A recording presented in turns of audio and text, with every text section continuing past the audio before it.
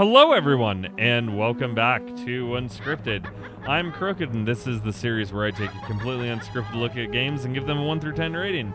We're continuing Star Wars month with more Star Wars. We're at Return of the Jedi! Super Return of the Jedi for the Super Nintendo. Continuing from the last two games, a lot of this is going to be very, very similar. Because it's the same sound quality, a lot of the same presentation quality from Empire. And you'll notice that the gameplay is different. Yay! So this is the first one where they were like, hey, let's implement some other gameplay stuff.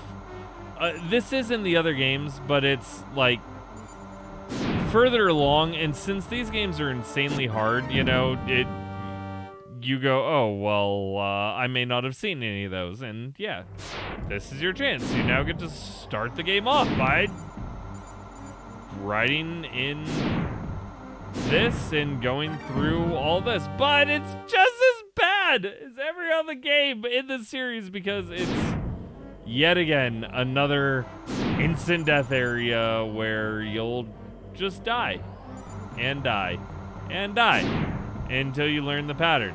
Once you learn the pattern, you're not going to die as much. But until then, you're going to die. And you're going to die a lot. You can take your time a little bit. I tend to rush through things, so you might die a little bit less than I do.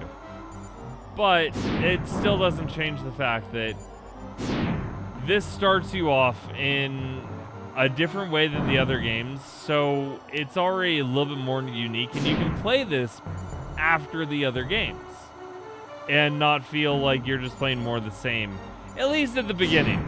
Once you get past this level, well, it's kind of the same game as Empire and just Super Star Wars, where you are Luke, Leia, Chewie, Han. Since we're on Tatooine, I've actually heard Chewie's a little bit better from You Can Beat Video Games. Highly recommend that channel as well. So, you start off as Chewie, and this is where things get a little bit different. You have special attacks for your characters now. You still have the double jump. You have uniqueness for it all, and the game's not as hard as Empire or as just Super Star Wars. It's one where you can probably just beat the game without dying a ton. You're still gonna die, don't get me wrong. You're just probably not gonna die as much. Sound-wise, it's Super Star Wars. It sounds like Super Star Wars. Everything in here is Super Star Wars. Back in the day, sequels were rarely very different from the original game that they came out of. They very much thought, hey, we already had success with this, keep doing that, don't change a thing, and we're good to go. Luckily, with these, they did change some things. They said, let's end some of these sudden death areas. Let's make the game a little bit easier to play. Let's make it a little bit more fun. And they've done so many improvements. From the original Super Star Wars where you couldn't move and shoot at the same time, to Empire that gives you the double jump, to this one where it's an easier game to play and it's not just death upon death upon death. Like, I'm about to die, I'm sure. Oh, nope, still not dead from an instant death. And R2 is a checkpoint. There's a thermal detonator right below me. I think these are timed, yeah. So I can only keep it for so long. I just landed on that creature accidentally, then I died. That was my fault. Leia Bush. Leia Bush. Leia Bush. Yeah. Whoa. Does that happen every time she gets hit? Because that could make this a little bit dirty. Yeah, see, so I didn't use the thermal detonator in like 10 seconds, so I lose it. It's gone. And yep, Leia makes dirty noises every time she gets hit.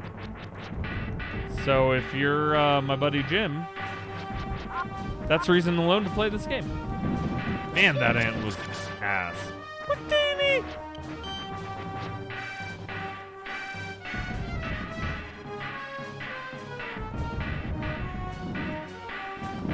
And she doesn't appear to have any special powers or anything like Chewie has, but that's fine.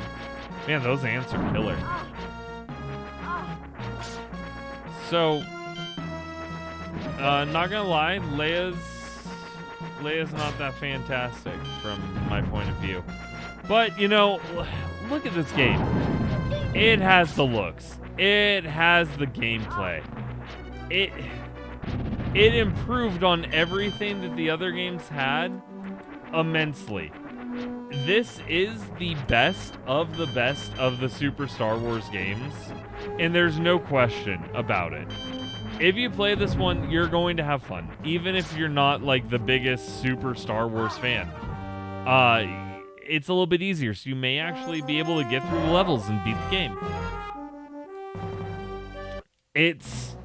It's the one where you're going to be like, okay, Star Wars games used to be rough, but this one's not that bad. And that's all that I can really say is this one is...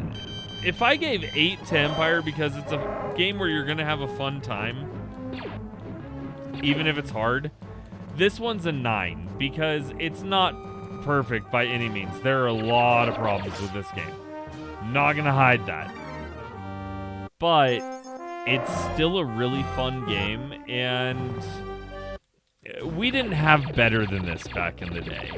So, yeah, it's going to show some age, but at the same time, it's still playable today, and I think that's important for a game to have, because if it's not playable today, much like the original Super Star Wars, where it's not really unless you're a Star Wars fan, it makes it a lot harder. But this is just a fun time. You're going to enjoy this game. So with this, I am giving it a 9 out of 10. And I do recommend that if you are looking for a Star Wars game that you haven't really played and you're interested in some of the older ones, this is a good one to check out. Even if it is kind of hard at times, and even if these giant ants are way stronger than they deserve to be. So, with that, and with us ending our Super Nintendo Super Star Wars game series, go ahead and like this video if you liked what you saw. Don't forget to subscribe so you never miss out on a Unscripted. And don't forget to sign up for Patreon so that way you can get new episodes a little bit early, and you can also see your name showing up in the credits as well as a shout out. Haha. And I will see you next time on Unscripted. Bye.